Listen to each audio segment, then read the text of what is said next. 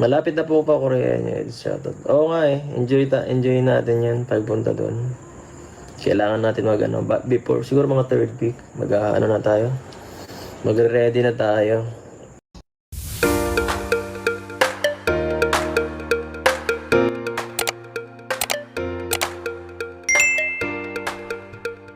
Isang mapagpalang araw po sa ating lahat. Magandang araw at karibong dyan sa mga silent viewers at solid supporters ng EDC. May ganap shoutout ko at kamusta po kayo sa iyon mga karingap. May panibago na naman po tayong pag-uusapan patungkol nga kung saan Papa is excited na pa Korea at malapit na nga po yan mga kanihag. EDC nga po natin tuloy ka rin nga po sa Korea at EDTNC ay okay na mga kalingap. Kaya tiyan nga po ang ating pag-uusapan maya-maya na lamang, pero bago po yan ay lagi kong paalala sa inyo, bago po tayo magtikay ng ating mga komento at inyong, itapusin po muna natin ang kabuo ng video nang sa ganun nga po ay po ang ating i-comment mga kalingap at lagi ko rin nga bumilin sa inyo. Patuloy nating suportahan ang mag-ama na matubang. Napakaganda nga po yung ipinapakita nila sa ating mga pagbibigay saya tulong sa ating mga kababayan. Ipatuloy po natin suportahan at imaratan mga kalingap. Nang sa ganun nga po mas malamig kasi lang matulungan, lalong nga po dyan yung mga kapos sa pangangailangan na malinga po nila. At syempre, wag rin natin kalimutang suportahan ang kanilang may bahay. Walang iba. At Edna Vlogs at Jauhe Tapia. Huwag po sana tayong magsasawang sumuporta, mga kalingap. Ayan, ito nga po yung inaantay ng lahat at pinaka-inaasahan na matutuloy mga kalingap. At syempre, ito nga po kumpirmadong tuloy mga kalingap. Dahil nga po sinabi ni Papa Eds at yan nga po ay mga bandang katapusan nga po, baka nitong April mga kalingap ay matutuloy na nga po ang NC pa Korea. At yan nga po, sinasabi ni Papa Eds ay kailangan niya nang maghanda mga kalingap. Siyempre, ito nga po yung inaasahan ng lahat. At iniisip nga po ng ilan na hindi nga raw po matutuloy na itong EDC natin pa Korea dahil nga po mga kalingap sa issue sa mga hindi pagkaintindihan dito sa EDC natin na talagang hanggang ngayon mga kalingap ipatuloy pa rin at hindi na nga po maintindihan dahil mas lalo pang lumalala pa ang sitwasyon. Siyempre BNC natin ay hindi natin nakikitaan ng ano man nga po mga kalingap bagkus nalalaman na lamang natin dito sa kanyang magulang na ito nga po si Beyonce ay naapektuhan na sa issue at nakinangaraw pong umiiyak mga kalingap.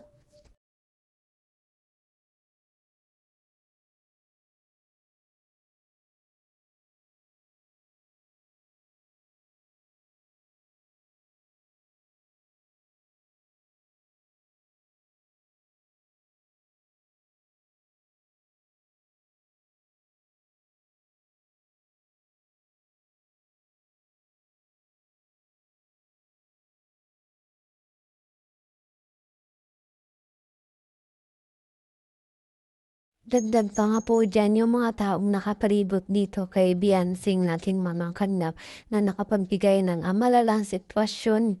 At yun nga po, narinig natin na ang hiling ng magulang ni Beyonce para sa kanilang anak at ganun din kay Edo na huwag nang i-bash mga kalinap. At napakaganda naman nga po ng hangarin nitong ni Nanay Hansel dahil hindi lamang nga po ang kanyang anak ang kanyang pinagtatanggol bagkos ganun din itong si Papa Eds nating mga kalingap. Siyempre, ibinay sa magulang ramdam niya mga kalingap na kung gaano kasakit yung kanyang anak ay nasasaktan. Kahit meron nga pong makaedong masasakit na ang salita dito kay Beyonce, hindi pa rin sila na nagpakita ng hindi maganda pagkos sa pinaglaban at sinabi pa rin nila huwag na i-bash itong si Papa Eds natin dahil kung tutuusin ay wala namang kasalanan ikang si Edo at si Beyonce.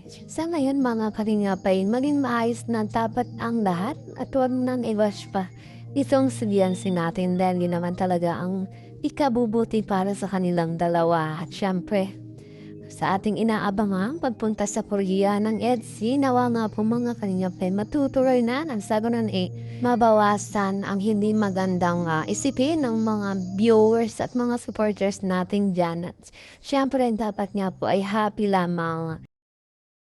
Malapit na po pa Korea niya. Shoutout. Oo nga eh. Enjoy natin yan pagpunta doon. Kailangan natin before, siguro mga third week, na tayo. Magre-ready na tayo.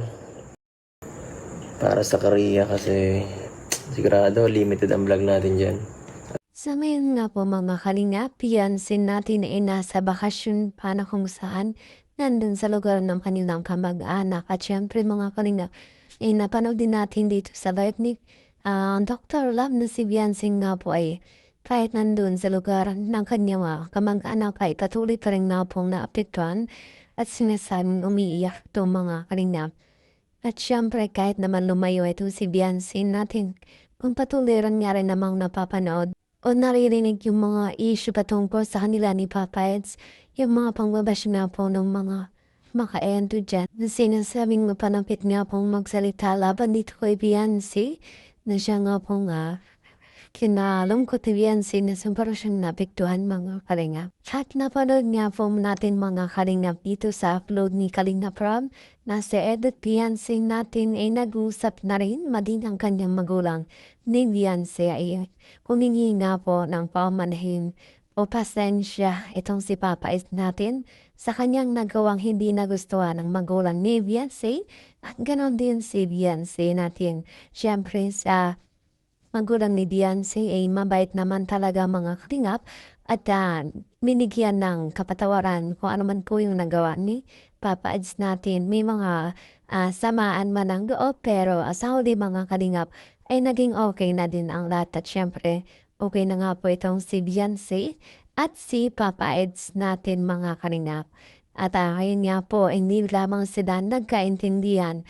At dahil nga po si Edith si Beyonce ay hindi na rin open sa isa't isa kung kayain nga po nagkadabuan mga kalingap, hindi nga po nagkasundo at hindi nagkaintindihan. Ayan, dito sa mga maka-edit mga Beyonce, ay tigil na po tayo sa pangbabash dahil lang kasagutan nating hinahanap ay napanood na natin sa upload ni Kalingap Rad. Sana naman nga po ang lahat ay naunawaan ito at wag na nga pong magsalita ng hindi maganda laban dito kay Beyonce at ganoon din kay Papa Eds natin. At syempre, bandang huli ay si Edith si Beyonce okay na nga po mga kalingap. At yan nga po mga kalingap ang aking update ngayong araw patungkol kung saan EDC natin ay tuloy nga po pa Korea. At syempre Papa Eds natin dyan excited nang pumunta ng Korea at magiging busy sila pagdating doon mga kalingap.